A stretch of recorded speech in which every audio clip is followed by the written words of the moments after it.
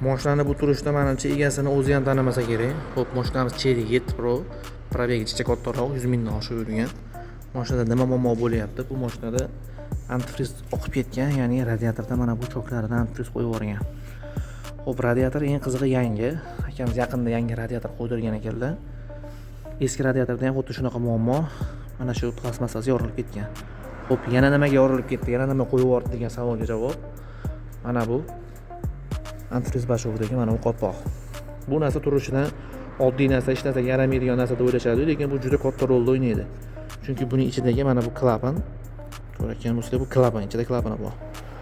Shu narsa mana shu antifriz sistemadagi havoni kontrol qilib turadi. Ya'ni ortiqcha havoni shu chiqarib yuboradi.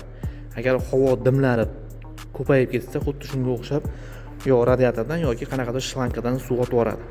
Xo'p, buni tekshirishning yo'li, qopqoqni ochasizlar ehtiyot bilan, mashinani sovutib, qopqoqni ochib qimirlatib ko'rasizlar. Ko'rayotgan bo'lsanglar, bunda hech qanaqa ovoz yo'q. Lekin mana bu ishlaydigan rabochiy qopqoqda chiqillangan ovozlar eshitiladi. Xuddi shunaqa bo'lishi kerak. Sizlar olib oling. Agar bunga o'xshab hech qanaqa ovoz bo'lmasa, bo'ldi, almashtiringlar. Shunga bitta e'tibor berib qo'yasizlar, xudo xolasa sizlarda bunaqa muammo bo'lmaydi. Like bosib, profilga obuna bo'linglar. Foydali videolar hali oldinda, xudo xolasa.